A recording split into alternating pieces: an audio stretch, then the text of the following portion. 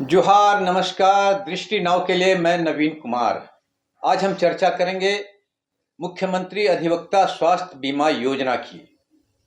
मुख्यमंत्री हेमंत सोरेन ने अपने 10 दिवसीय विदेश दौरे से वापस लौट चुके हैं और आते ही आज उन्होंने एक बड़ी सौगात दी है झारखंड के अधिवक्ताओं को।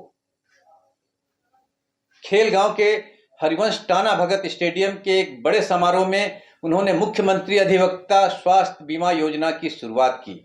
प्रतीक स्वरूप उन्होंने वकीलों को कार्ड भी दिए और यह बताता है कि यह प्रतीक है कि वकील जो राज्य के हैं उन्हें अब चिंता करने की कोई आवश्यकता नहीं है। यदि वे बीमार पड़ते हैं तो राज्य सरकार उनके साथ है। सामाजिक सुरक्षा की दिशा में यह एक बड़ी पहल मानी जा रही है जिसकी मांग लंबे अरसे से की जा रही थी। इस योजना की शुरुआत के साथ ही न केवल मुख्यमंत्री बल्कि पूरे सरकार की चहुं ओर प्रशंसा की जा रही है। वहीं वकीलों में भी इस योजना को लेकर खासा उत्साह देखा जा रहा है। राज्य भर के 15,000 से अधिक वकील और उनके आश्रित इस दायरे में आएंगे और ऐसा करने वाला झारखंड पूरे देश में पहले नंबर पर है। तो एक मिसाल कायम की है झारखंड ने, एक मिसाल कायम किया है यहाँ के मुख्यमंत्री की इस पहल ने।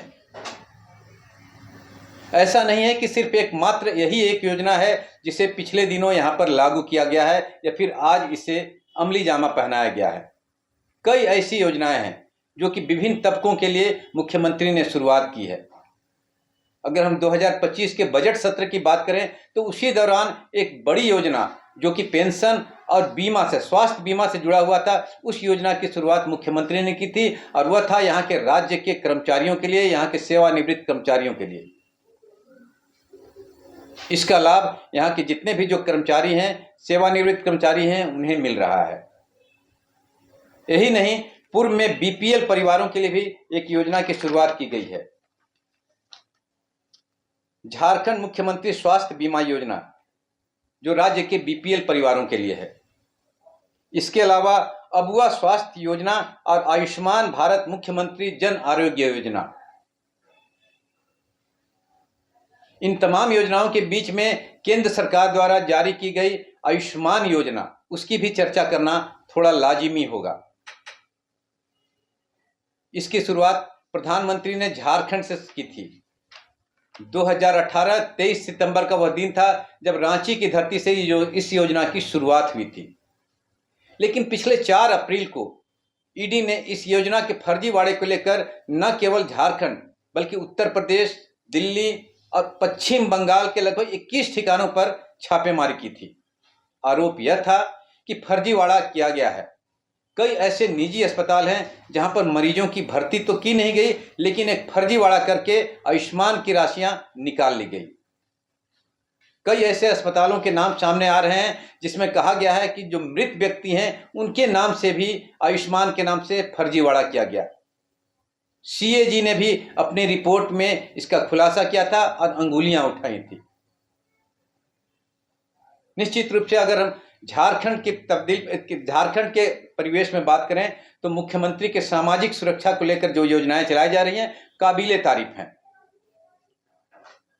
एक लोक कल्याणकारी राज्य की जो अवधारणा होती है उसे कहीं ना कहीं पूरा करने का प्रयास किया जा रहा है और इस योजना के पीछे एकमात्र लक्ष्य यही है कि आम नागरिक जो गरीब हैं उन तक स्वास्थ्य सेवाएं सुलभ हो सकें, आसानी से मिल सकें, ताकि उन्हें कोई गंभीर बीमारी होती है, असाध्य बीमारी होती है तो उनका इलाज बेहतर तरीके से हो सके।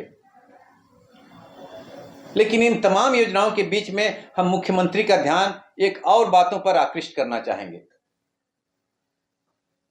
हालांकि अधिकांश लोग इन तमाम योजनाओं के दायरे में तो आ जाते हैं, लेकिन पत्रकार वर्ग, जिसे लोकतंत्र का चौथा स्तंभ माना जाता है, और सब कोई इस बात को जानते हैं कि विपरीत परिस्थिति में इन्हें काम करना पड़ता है। हालांकि ऐसी बात नहीं है कि मुख्यमंत्री का ध्यान इस ओर नहीं था। 2021 में ही उन्होंने इस पर मोहर लगा दी थी, लेकिन हम इस कारणों पर नहीं जाना चाहेंगे। सच्चाई यही है कि अभी तक इसे अमली जामा नहीं पहनाया जा सका, जमीन पर इसे नहीं उतारा जा सका। और हम इस ओर भी ध्यान दिलाना चाहेंगे मुख्यमंत्री का कि राज्य में हमारे कई ऐसे पत्रकार जो पहले मृत्यु को प्राप्त हुए हैं, असाध्य रोगों में बेहतर इलाज नहीं हो पाने की वजह से उन्हें काफ़ी परेशानियों का सामना करना पड़ा था। उम्मीद है मुख्यमंत्री इस ओर ध्यान देंगे और आने वाले समय में जल्द से जल्द इसे अमली जामा पहनाने की कोशिश करेंगे। हम एक और बात की ओर ध्यान दिलाना चाहेंगे। आयुष्मान भारत योजना की जो शुरुआत की गई थी, उसमें पिछले दिनों प्रधानमंत्री ने 70 वर्ष से अधिक के जो वरिष्ठ नागरिक हैं, उन्हें भी इस दायरे में लाया।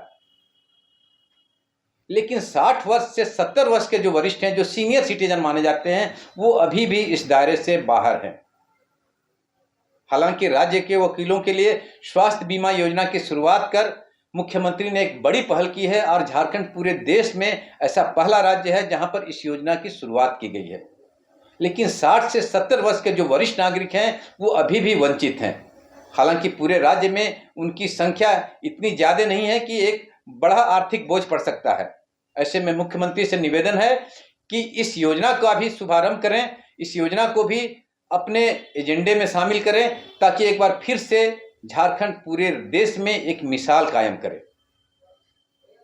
एक अगुआ सरकार की, अगुआ मुख्यमंत्री की अगुआ योजना आने वाले समय में एक नजीर पेश हो। निश्चित रूप से इन योजनाओं को जमीन पे उतारना एक बड़ी बात होती है और कोई भी योजनाएं तभी सफल मानी जाती है जबकि उसका कार्यान्वयन सफल तरीके से होता है। आयुष्मान भारत योजना में ईडी की रेड ने इन कमियों को उजागर किया है। ऐसे में मुख्यमंत्री को चाहिए कि इस योजना का सही लाभ आम जनता तक अगर पहुंचना है, अगर इसे सही तरीके से जमीन पर उतारना है, तो एक ऐसी कमेटी का गठन करें जो कि डे टू डे के हिसाब से इसका कहीं ना कहीं इसे मॉनिटर करे। क्योंकि कई ऐसे लोग होते हैं जो कि आपदा में भी अवसर ढूंढते हैं। हालांकि हम सबको इसके लिए आरोप नहीं लगा सकते, लेकिन वैसे लोग, इसका आपदा में अवसर ढूंढने वाले लोग इसका फायदा न उठाएं, इस ओर भी ध्यान देने की जरूरत है। और निश्चित रूप से इसे लगातार मॉनिटरिंग करने की जरूरत है, ताकि वैसे लोग या तो पहले नहीं कर पाए और यदि वो गलती से करते भी हैं तो एक ऐसी सजा दी जाए जो आने वाले समय में एक नजीर पेश हो।